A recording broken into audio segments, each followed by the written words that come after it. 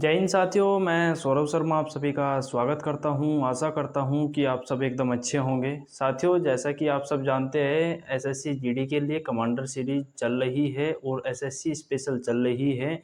इसी को देखते हुए हमने कल पढ़ा था संज्ञा, और आज एक बार फिर हम संज्ञा की दूसरी क्लास लेकर के आए हैं। जो साथी कमांडर सीरीज का हिस्सा अभी तक नहीं जुड़े हैं, वो कमांडर सीरीज से अवश्य जुड़े, अन्य साथियों को भी जोड़े।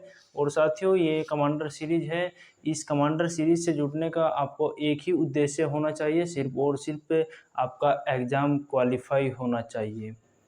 यदि आपने अभी तक का कमांडर सीरीज से नहीं जुड़े हैं तो कमांडर सीरीज से अवश्य जुड़े। और संज्ञा की हम एक क्लास कर चुके थे। मैंने पहली क्लास में बताया था कि हिंदी की जो सिलेबस होता है एसएससी जीडी के लिए, उसकी पहली मैंने वीडियो बना रखी है, जाकर के वो देखें। जो साथी अभी तक नहीं देखा है उनको भी देखें।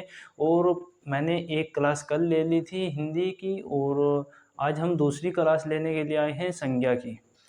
तो चलिए साथियों, शुरू करते हैं। लेकिन उससे पहले एक और सूचना मैं दे दूं कि एसएससी जीडी का एग्ज़ाम अब से 3 महीने बाद होना है, और तब तक कमांडर सीरीज को आप 2 से 3 बार रिवाइज भी कर चुके होंगे। और जिस साथी की तैयारी में अभी भी कोई कमी है तो वो साथी अवश्य ही कमांडर सीरीज का हिस्सा बने।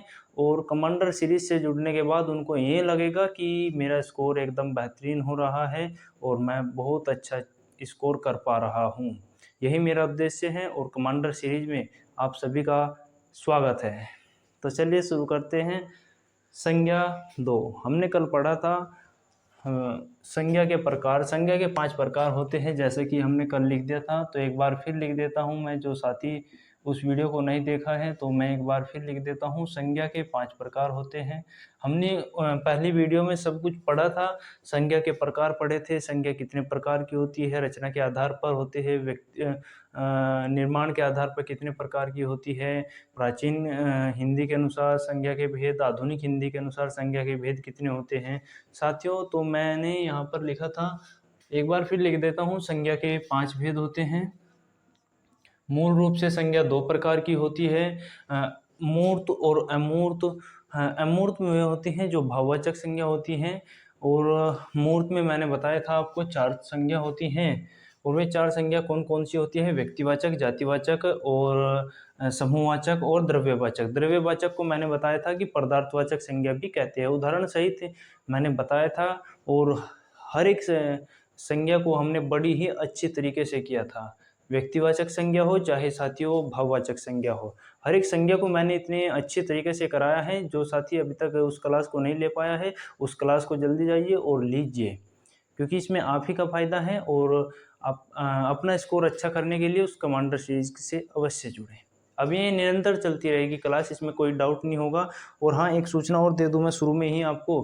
जो साथी स्टैटिक जीके की क्लास लेना चाहता है, वो भी आपको अब एजू कमांडर पर मिलना शुरू हो जाएगी कल से। उसकी क्लास मैं लेकर के आऊँगा एजू कमांडर पर ही, और वो कमांडर सीरीज का ही हिस्सा होगी। और स्टैटिक जीके का भी स्कोर आपका अच्छा होगा, क्योंकि एसएससी जीडी में जो जीएस आती है उसमें ज़्यादातर रोल जो होता है वो स्टैटिक जीके का ही होता है। इसलिए स्टैटिक जीके को हम कल से कराना शुरू कर देंगे। और जो साथी अपना स्कोर अच्छा करना चाहता है या सिलेक्शन लेना चाहता है वास्तव में, तो वो कमांडर सीरीज से अवश्य जुड़े। तो साथियों, एक बार चलिए शुरू करते हैं। संज्ञा के 5 प्रकार मैंने आपको बताए थे। व्यक्तिवाचक, व्यक्तिवाचक, जातिवाचक,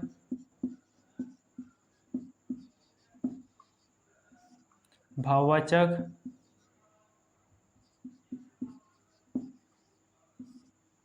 समूहवाचक, समूहवाचक। साथियों, इनको जितने ज़्यादा से ज़्यादा हम रिवाइज कर सकते हैं उतनी ज़्यादा से ज़्यादा हमें रिवाइज करनी चाहिए, क्योंकि जो हम ज़्यादा से ज़्यादा रिवाइज करते हैं वो हमारे माइंड में अच्छे से याद हो जाता है, और एक लंबे समय के लिए वो याद रहता है। क्योंकि जिसको हम जितनी बार पढ़ेंगे वो उतना ही अच्छा होगा। तो साथियों मैंने आपको करवा दिए थे ये भी जातिवाचक, भाववाचक, समूहवाचक और द्रव्यवाचक। ये पांचों संज्ञाएं जो है मैंने करा दी थी आपको पहली वीडियो में। तो आज हम पढ़ने वाले हैं भाववाचक संज्ञा का निर्माण। वैसे तो भाववाचक संज्ञा का निर्माण 5 प्रकार से होता है। मैं बात करूँ आपसे विशेषण से होता है। मैंने इनके बारे में सब कुछ बता दिया था डिटेल में, और जो साथी अभी तक नहीं कर पाए हैं तो इन्हें अवश्य करें, क्योंकि ये ही आधार है संज्ञा का, ये ही आधार है और यहाँ से एसएससी जीडी में क्वेश्चन पूछे जाते हैं। और जो साथी अभी तक का क्वेश्चन कर नहीं जो साथी अभी तक का इस क्लास को नहीं ले सका है वो अवश्य ले और अपने क्वेश्चन को और बेहतर करे। तो चलिए साथियों मैं स्कोर अप कर रहा हूं और अब अगला स्टेप हमारा होगा भाववाचक संज्ञा का निर्माण। वैसे तो भाववाचक संज्ञा का निर्माण 5 प्रकार से होता है, और भाववाचक संज्ञा का जो निर्माण होता है वो 5 प्रकार से होता है, विशेषण से, क्रिया से, और मैं बात करूँ आपसे जातिवाचक संज्ञा से, अव्यय से और सर्वनाम से। तो हम यहाँ पर लिखेंगे भाववाचक संज्ञा का निर्माण। भाववाचक संज्ञा का निर्माण 5 प्रकार से होता है।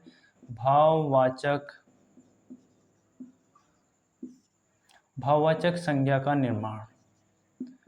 सारे साथी नोट्स बनाते हुए चलेंगे अपने एक एक करते हुए, और नोट्स जो है होने चाहिए वे शॉर्ट नोट होने चाहिए जिनको आप समझ सके, पढ़ सके, बस इतना ही होना चाहिए, क्योंकि एग्जाम में ऑब्जेक्टिव टाइप क्वेश्चन आते हैं उनमें टिक लगाना होता है और आगे चलना होता है। इसलिए कोई ऐसे नहीं लिखेगा कि मैं बिल्कुल है तो है के ऊपर ये बिंदी है इसको भी लिखूँ, जरूरत नहीं है, कुछ भी ज़रूरत नहीं है, क्योंकि एग्ज़ाम में ऑब्जेक्टिव टाइप क्वेश्चन आते हैं। तो बस इतना करना होगा कि हम एक अच्छा स्कोर कर सके, बस हमारी समझ में आ सके, बस इतना ही लिखना होगा। हमें नोट्स बनाने हैं तो शॉर्ट नोट्स होने चाहिए। और चलिए साथियों, तो भाववाचक संज्ञा का निर्माण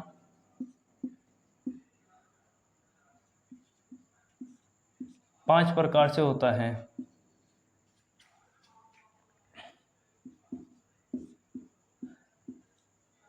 पांच प्रकार से होता है।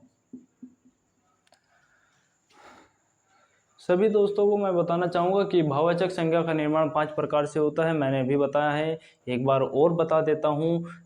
वो होता है हमारा विशेषण से, जातिवाचक संज्ञा से, क्रिया से, अव्यय से और सर्वनाम से। ठीक है साथियों, तो चलिए हम अब आगे लिखते हैं विशेषण से भाववाचक संज्ञा का निर्माण। विशेषण से भाववाचक संज्ञा का निर्माण, यहाँ पर हेडिंग डालेंगे हम पहला कि विशेषण से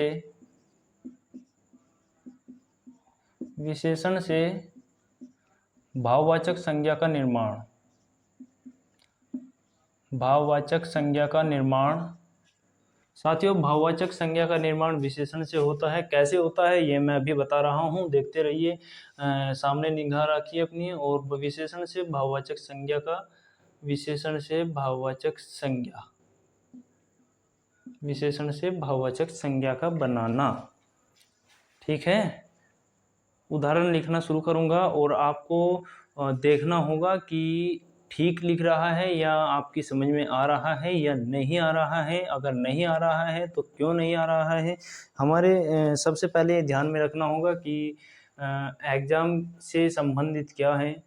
अगर हमारी समझ में ये आ गया कि एग्ज़ाम में ये आएगा तो फिर हम उस पर इतना रिसर्च करें कि वो एग्ज़ाम तक हमारे माइंड में बिल्कुल पूरी तरह से सेट हो जाए। तो दोस्तों चलिए अब हम आगे लिखते हैं कि यहाँ पर उदाहरण लिखना शुरू करूँगा मैं एक एक करके। एक बार ऐसे हेडिंग डालेंगे सभी साथी, विशेषण से भाववाचक संज्ञा का निर्माण। तो लिखना शुरू करेंगे हम। जैसे यहाँ पर लिख देता हूँ मैं कुटिलता।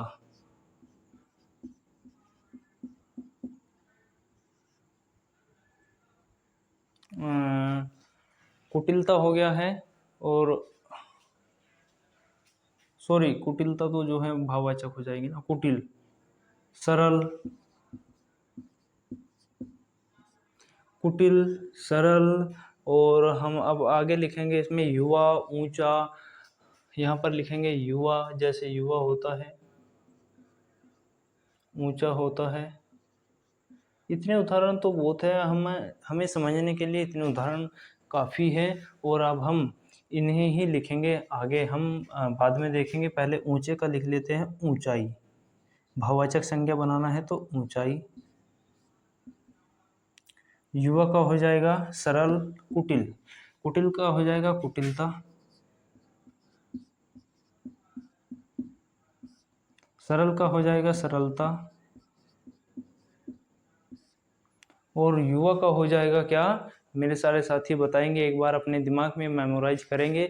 युवा का हो जाएगा यौवन। युवा का हो जाएगा यौवन।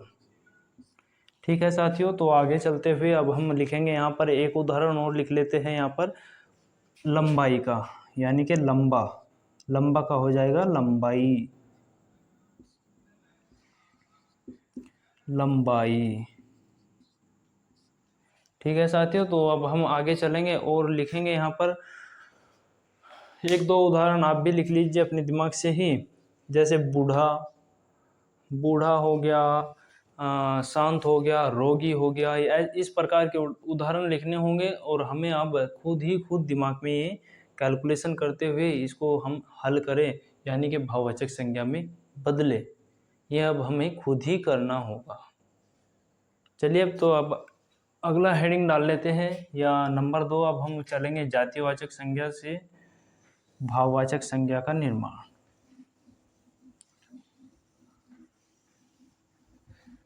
जातिवाचक संज्ञा से भाववाचक संज्ञा का निर्माण कैसे होगा, ये अब आप नज़र सामने रखिए और देखते जाइए कि कैसे होता है जातिवाचक संज्ञा का भाववाचक संज्ञा में परिवर्तन। जातिवाचक से भाववाचक का निर्माण। जातिवाचक संज्ञा से भाववाचक संज्ञा का निर्माण। भाववाचक संज्ञा का निर्माण। भाववाचक संज्ञा का निर्माण। तो दोस्तों देखेंगे अब हम आगे ये कैसे होता है, इसका क्या स्टेप है, ये सब देखेंगे। और अब हम आगे लिखेंगे, इसका भी उदाहरण लिख लेते हैं। उदाहरण के जरिए समझ में हमें जल्दी आता है, इसलिए मैं कह रहा हूँ कि उदाहरण से ही हमें जल्दी समझ में आता है। और जितना ज़्यादा हम अपने आप में अपने दिमाग से इन संज्ञाओं को पढ़ते हुए चलेंगे उतना ही अच्छा होगा।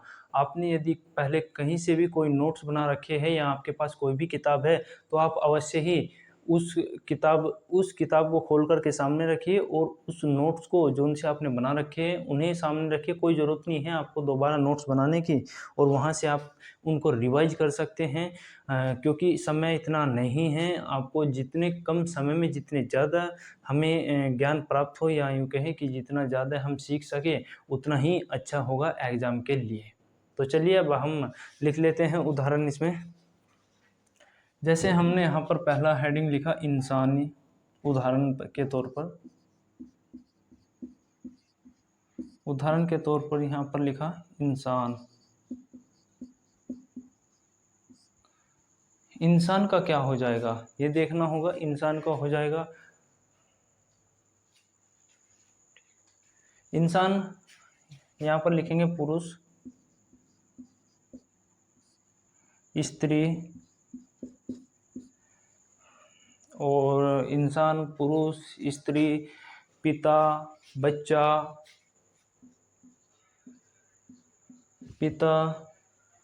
बच्चा। अपने दिमाग से भी अपनी जो नोट्स हैं आपकी उसमें देखिए और लिखिए कि क्या हो सकता है। एक दो अपने दिमाग से भी लिखना होगा, क्योंकि मैंने बता दिया है इस प्रकार से जो जातिवाचक संज्ञा होती है उसका अब हम भाववाचक में परिवर्तन करेंगे। और कैसे होगा ये, सबसे पहले हम लिख लेते हैं इंसान का इंसानियत,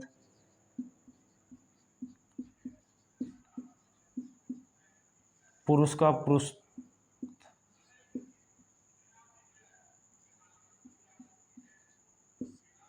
स्त्रीत्व, पिता का हो जाएगा पितृत्व, बच्चा का हो जाएगा बचपन। ठीक है, इंसान का इंसानियत, पुरुषत्व, स्त्रीत्व, मातृत्व, और अब हम आगे क्या है, बच्चे का हो जाएगा बचपन। ठीक है साथियों, आगे लिख लेते हैं, एक और लिख लेते हैं नेता। नेता का क्या हो जाएगा? नेतृत्व। व्यक्ति का व्यक्तित्व लिखेंगे सारे साथी अपने नोट्सबुक में। यदि लिख रखा है तो ठीक है, अगर नहीं तो लिखिएगा। नेता का हो जाएगा नेतृत्व। अब हम आगे चलते हैं और इसी में ही एक दो हेडिंग और लिख लेते हैं, या अपने दिमाग से लिख लीजिए या अपने माइंड से, क्योंकि अपने माइंड से जितना ज़्यादा लिखेंगे उतना अच्छा होगा। और हम अब प्रैक्टिस करते हैं तो उसका भी फ़ायदा हमें एग्ज़ाम में देखने को मिलता है। साथियों चलिए, तो अब हम अगला स्टेप लेकर के चलेंगे, क्रिया से भाववाचक संज्ञा का निर्माण। इसको भी अब हम रफ कर रहे हैं, तो अगला स्टेप होगा क्रिया से भाववाचक संज्ञा का निर्माण। और क्रिया से भाववाचक संज्ञा में क्या आता है, किस प्रकार के उदाहरण होते हैं। जो किसी कार्य के होने का बोध कराए। लिखते हैं आगे, नंबर 3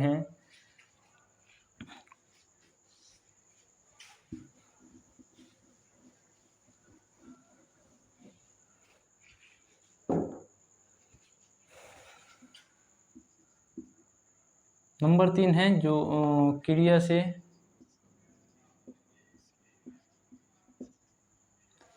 से भाववाचक संज्ञा का निर्माण। क्रिया से भाववाचक संज्ञा का निर्माण। भाववाचक संज्ञा का निर्माण। साथियों देखेंगे, एक बार ध्यान देंगे सारे साथी इधर। क्रिया से भाववाचक संज्ञा का निर्माण कैसे होता है ये हमें देखना होगा। क्रिया से भाववाचक संज्ञा का निर्माण होता है जो किसी कार्य के होने का बोध कराए। जो किसी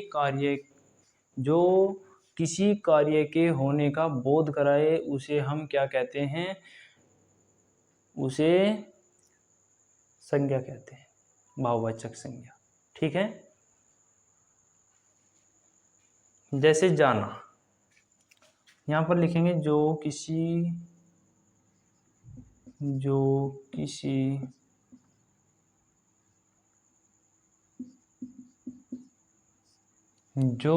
लिखेंगे एक बार अपने नोट्सबुक में, जो किसी कार्य के होने का बोध कराए। जो किसी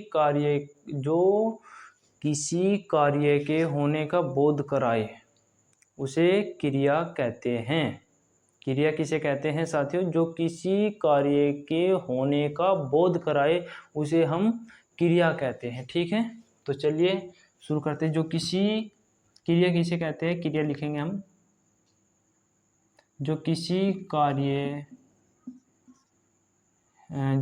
कार्य के होने का बोध कराए उसे क्रिया कहते हैं। जैसे उदाहरण के तौर पर हम लिखते हैं जाना, तो क्या बनेगा? जा मूल धातु है कि नहीं है, ये देखेंगे सारे साथी। जो जाना है ये मूल धातु है या नहीं है। जाना मूल धातु है। अगर इसमें लगा है ना, तो ना क्या है? ना देखेंगे सारे साथी, ना है प्रत्यय। ना क्या है? प्रत्यय है। और ना प्रत्यय है। जाना, जा मूल धातु है, ना प्रत्यय है। जो किसी कार्य के होने का बोध करे उसे क्या कहते हैं? क्रिया। जैसे जाना मूल धातु होगी और ये प्रत्यय हो गया इसमें। ठीक है, अब आगे चलते हैं और हम लिखते हैं मूल धातु होगी, ये क्रिया होगी। हमने इसके बारे में बात कर ली है। और एक और लिखेंगे सारे साथी, देखेंगे एक बार और लिखेंगे हम, जो यदि मूल धातु में ना को जोड़ दिया जाए तो क्रिया का निर्माण होता है। इसे भी इसी में लिख लेते हैं हम।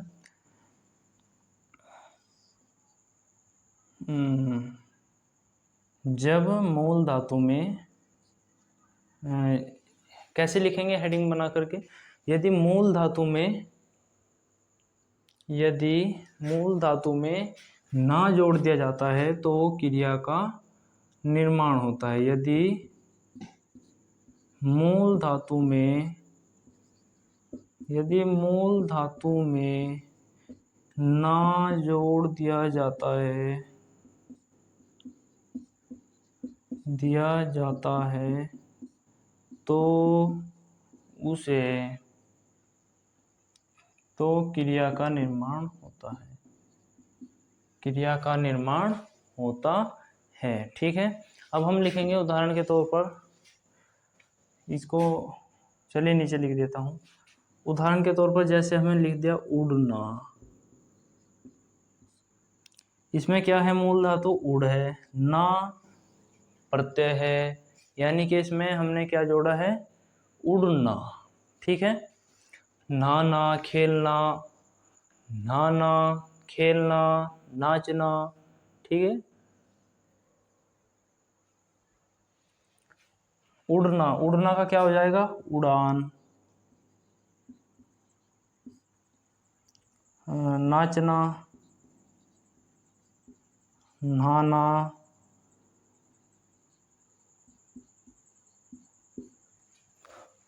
लिखेंगे सारे साथी।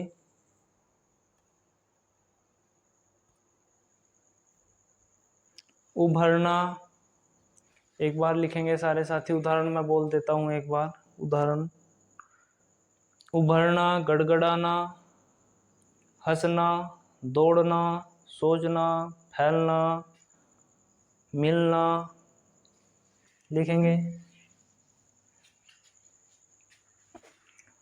उभरना, लिखेंगे उभरना, गड़गड़ाना, उभरना, गड़गड़ाना, मिलना।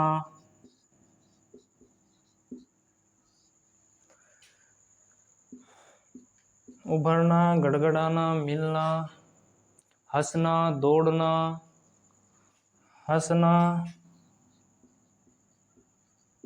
दौड़ना, यहाँ नहीं दिखाई दे रहा ना, तो ऊपर लिख देते हैं, दौड़ना, दौड़ना का हो जाएगा दौड़, भाववाचक में परिवर्तन हो रहा है। हंसना का हो जाएगा हंसी। एक दो उदाहरण और लिख लेते हैं पहले, बाद में करेंगे सारों को। फैलना, बनना, सजना, फैलना, सजना, फैलना, सजना, बनना। चलिए अब इनको पहले कर लेते हैं, क्योंकि जितने ज़्यादा से ज़्यादा हम प्रैक्टिस करेंगे उतना ही एग्ज़ाम के लिए अच्छा होगा। और कोशिश करने वालों की कभी हार नहीं होती, लहरों से डरकर कभी नौका पार नहीं होती। नन्ही चींटी जब दाना लेकर चलती है, चढ़ती दीवारों पर 100 बार फिसलती है। मन का विश्वास, रगों में सांस भरता है, चढ़कर गिरना, गिरकर चढ़ना, आखिर ना करता है, मेहनत उसकी बेकार नहीं होती है। ठीक है, तो ऐसे ही हमें कोशिश करते रहना चाहिए। जो साथी ये सोचता है कि एक पंक्ति है जिसको एक मैं बाद में सुनाऊंगा उसको, चलिए तो पहले इनको कर लेते हैं, बाद में देखेंगे। हंसना का हो जाएगा हंसी। ठीक है, दौड़ना का हो जाएगा दौड़, फैलने का हो जाएगा फैलाव, बनना का हो जाएगा बनावट, बनावट, सजावट, फैलाव। ठीक है, लिखेंगे एक बार। सोचना का हो जाएगा सोच, दौड़, हंसी, सोचना, लिखा नहीं हमने, सोचना भी लिख लेते हैं। चलिए, सोचना मैंने बोला था लेकिन लिखा नहीं गया, कोई नहीं। सोच, हंसी, मिलना का हो जाएगा, मिलना का लिखेंगे एक बार सारे साथी, मिलावट या मिलाप भी कह देते हैं। गड़गड़ाना का गड़गड़ाहट, उभार, उभार हो जाएगा गड़गड़ाहट।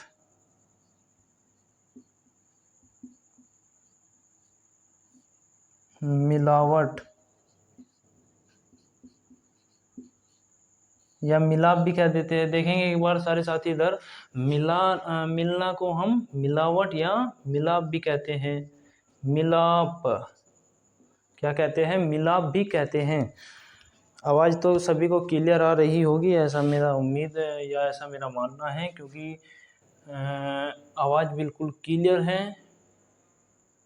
मैं अपने आप भी सुन पा रहा हूँ, इसीलिए क्लियर बता रहा हूँ।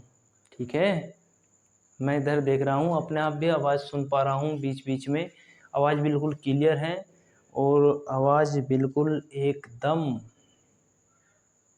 तो चलिए साथियों, अब हाँ, इनको एक बार स्क्रीनशॉट लेना चाहता है जो साथी या जिनको नोट्स बना रहे हैं तो वो लिख लीजिए। इससे अच्छी क्लास बिल्कुल हर जगह आपको पीपीटी या आपको हर जगह जो वे बोर्ड होते हैं उन पर ही पीपीटी बना करके आते हैं और बस उनमें निशान लगवाए, आगे चले, बोल दिया उड़ना का उड़ान, उभरना का उभार, ऐसे बोलते हुए चले गए और काम ख़त्म। लेकिन यहाँ पर हाथ से लिखना होता है। अगर हम जितना ज़्यादा हाथ से लिखेंगे और आप भी जितना ज़्यादा हाथ से लिखेंगे उतना ही अच्छा होगा। आप पीडीएफ के पीछे न चले, मैं पीपीटी के पीछे नहीं चलूँगा। पीडीएफ के पीछे आप चलते हैं और फिर पीपीटी के पीछे चलते हैं। यदि आप जिस दिन पीडीएफ के पीछे चलना बंद कर देंगे उसी दिन पीपीटी से कोई मतलब ही नहीं रह जाएगा। क्योंकि मैं पीपीटी बनानी क्यों पड़ती है? क्योंकि आपको पीडीएफ चाहिए होती है। अरे भाई, पीडीएफ की ज़रूरत है कहाँ? जब मैं हाथ से लिख रहा हूँ तो आप भी हाथ से लिखिए, या नहीं मानते? तो चलिए शुरू करते हैं। अब हम चौथा होता है हमारा, ये हो गया क्रिया से हो गया। अव्यय से देखेंगे, अब सर्वनाम से देखेंगे। दो शेष रह गए हैं हमारे, अव्यय और सर्वनाम। दोनों को अभी ख़त्म कर देते हैं, फिर अपनी क्लास को भी ख़त्म कर रहे होंगे।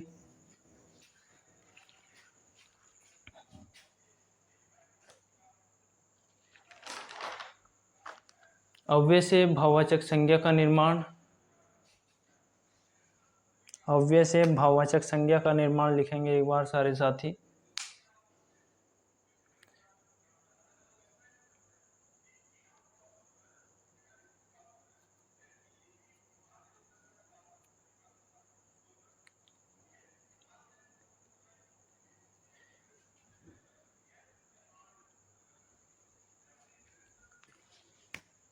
अव्यय से नंबर 4 लिखेंगे। अव्यय से भाववाचक संज्ञा का निर्माण। अव्यय से भाववाचक संज्ञा का निर्माण।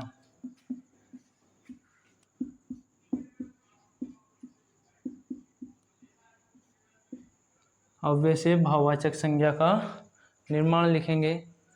मुझे इधर आवाज़ देखनी होती है कि कहीं कोई डाउट तो नहीं है, वीडियो में कुछ कट तो नहीं रहा, या फिर वीडियो में आवाज़ ठीक आ रही है या नहीं। आप सोचते होंगे कि पता नहीं इधर क्यों, इधर आवाज़ देखनी पड़ती है मुझे, क्योंकि मैं अकेला ही चला रहा हूँ, अकेला ही आवाज़ सुन रहा हूँ, अकेला ही मैं यहाँ लिख रहा हूँ, अकेला ही आपके लिए मैं इतना सारा काम अकेला ही कर रहा हूँ। जब मैं यहाँ अकेला हूँ, आप भी अकेले हैं, इसमें तो कोई बड़ी बात नहीं है। तो चलिए अब हम लिखते हैं अव्यय से भाववाचक संज्ञा का निर्माण। वे, यहाँ पर लिखेंगे वे अविकारी शब्द जो लिंग वचन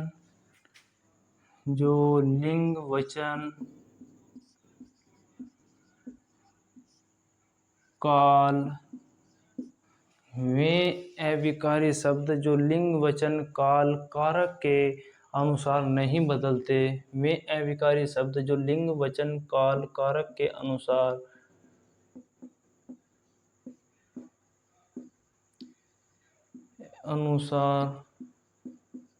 नहीं बदलते।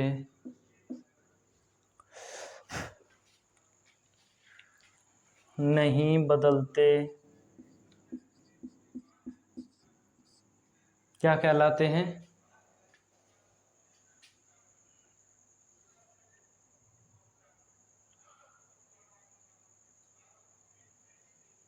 छोड़ दो, रहने दो, ठीक है। वे अविकारी शब्द जो लिंग वचन काल कारक के अनुसार नहीं बदलते अव्यय कहलाते हैं। ठीक है, अव्यय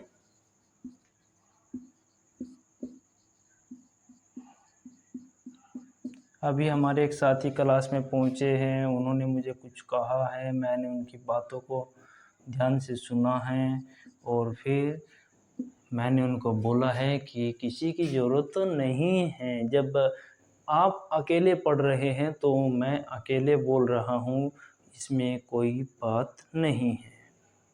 ठीक है, तो चलिए अब हम शुरू करते हैं। नेक्स्ट स्टेप है हमारा, इसमें ही हम लिखेंगे अव्यय क्या होता है। ये मैंने आपको अव्यय की परिभाषा बता दी। आप सोच रहे होंगे कि अविकारी शब्द क्या होते हैं। अविकारी शब्द होते हैं जो परिवर्तन नहीं होते हैं।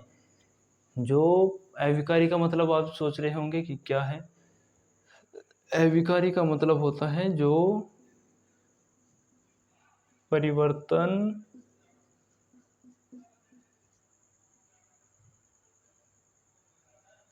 नहीं होते। ठीक है, जो परिवर्तन नहीं होते हैं।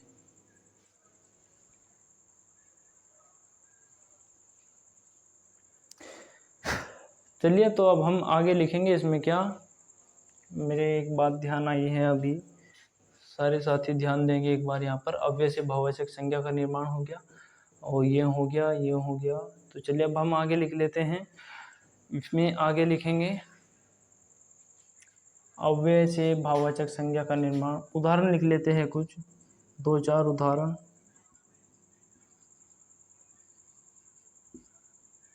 उदाहरण लिख लेते हैं कुछ, यहाँ पर देखेंगे। जैसे अधिक हो गया, निकट, अधिक। अब आप एक बात देखना, सुनो एक मिनट सभी साथी। अधिक, क्या अधिक को आप बदल सकते हैं लिंग के अनुसार, वचन, काल, कारक के अनुसार? क्या आप इसे बदल सकते हैं? अधिक को बदल सकते हैं, निकट को बदल सकते हैं, समीप को बदल सकते हैं, मना को बदल सकते हैं। बदल सकते हैं क्या? बदल सकते हैं या नहीं? नहीं बदल सकते। तो इसे ही क्या कहते हैं? अव्यय कहते हैं। समझ में आ गया आपकी? तो चलेंगे आगे। लिखेंगे निकट, समीप, मना। मैं कुछ उदाहरण लिख कर के लाया हूँ। निकट, मना, समीप। यदि नीचे से कट रहा हो तो मैं बोल तो रहा हूँ, कम से कम आपको मेरी आवाज़ तो सुन रही होगी। ऐसा तो नहीं हो सकता कि कहीं सामने गूंगे बहरे बने बैठे हो, ऐसा तो नहीं है। आप सामने समझदार और होशियार बैठे हैं।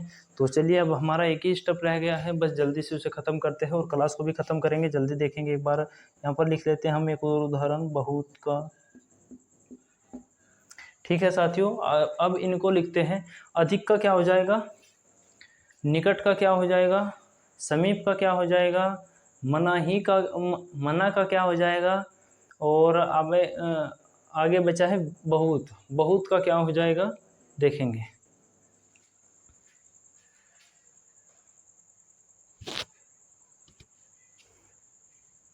समीप का हो जाएगा समीप्य।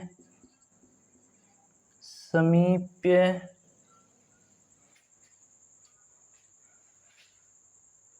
सामीप्य हो जाएगा, सॉरी सामीप्य। बहुत का बहुताय, बहुतायत, बहुतायत, बहुतायत। और यहाँ पर मना का मना ही। निकट का निकटता या निकटता। अधिकता, अधिक का हो जाएगा अधिकता, अधिकता, निकटता। चलिए तो साथियों, आपने ये लिख लिए होंगे। अब हम आगे चलेंगे सर्वनाम से भाववाचक संज्ञा का, और ये स्टेप हमारा आखिरी होगा और फिर क्लास को ख़त्म करते हैं। जल्दी से एक बार इस स्टेप को और देख लेते हैं और ये स्टेप हमारा आखिरी होगा। फिर कल मिलते हैं। बाद की बात बाद में होगी, अब की बात अब होगी। आप आगे जी जान लगा कर के बैठे हैं, अपनी पूरी हिम्मत और ये वीडियो आपने देखी है, या मैं कहूँ कि आप सोच रहे होंगे कि लाइव आना चाहिए तो लाइव भी आएंगे। चिंता ना करें, आपके लिए सब कुछ करेंगे। 5वीं है हमारी सर्वनाम से भाववाचक संज्ञा का निर्माण।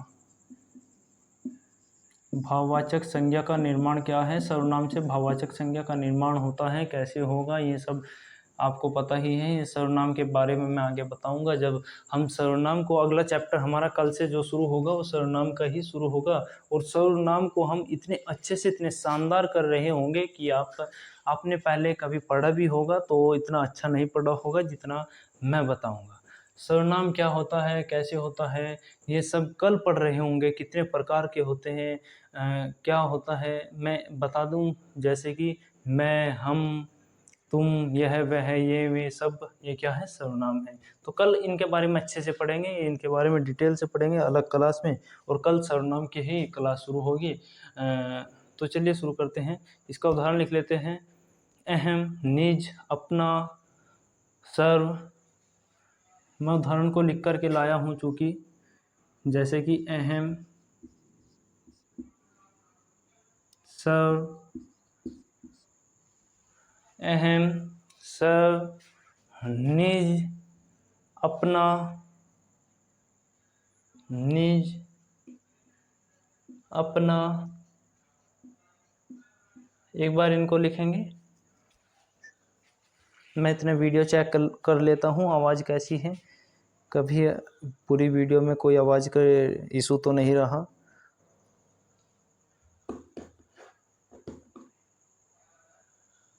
ठीक है, आवाज़ बिल्कुल एकदम, आवाज़ पूरी क्लास में बिल्कुल शानदार रही, कोई कमी नहीं रही।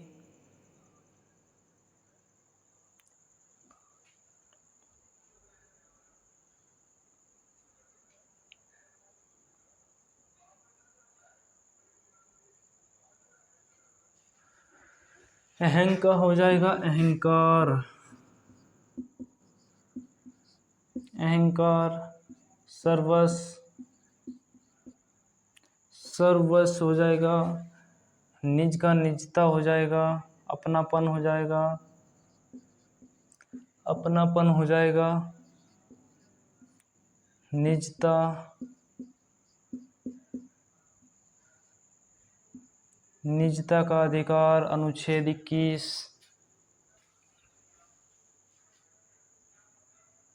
गलत तो नहीं है तो सही, लेकिन गलत एक जगह है कि हिंदी क्लास है। ठीक है,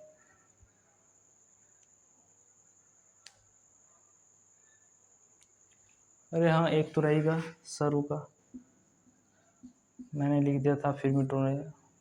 चलिए, तो इनको कर लेंगे उदाहरण को, और अपने दिमाग से भी आपको जान करके, या दिमाग में, माइंड से सोच सोच करके भी लिखिएगा उदाहरण को। अब यहाँ पर मैं अपना मोबाइल नंबर लिख देता हूँ। मोबाइल नंबर जो मेरा है वो है 7417 ठीक है, ये मेरा मोबाइल नंबर है, कांटेक्ट कर सकते हैं आप। यदि मैं यहाँ पर आगे लिखूँ अपना व्हाट्सएप नंबर, जो साथी वैकेंसी इन्फॉर्मेशन वाले ग्रुप में ऐड होना चाहते हैं वो इस वीडियो के डिस्क्रिप्शन में दिए गए लिंक से ऐड हो सकते हैं, या फिर मेरे पास अपना मैसेज भेज सकते हैं। इस नंबर पर, व्हाट्सएप नंबर है ये हमारा, टीम का व्हाट्सएप नंबर है, ये टीम अपने आप देखेगी। इस पर आप कोई भी आपको पूछना हो तो इस नंबर पर आप अपना जो भी कोई डाउट हो वो बता सकते हैं।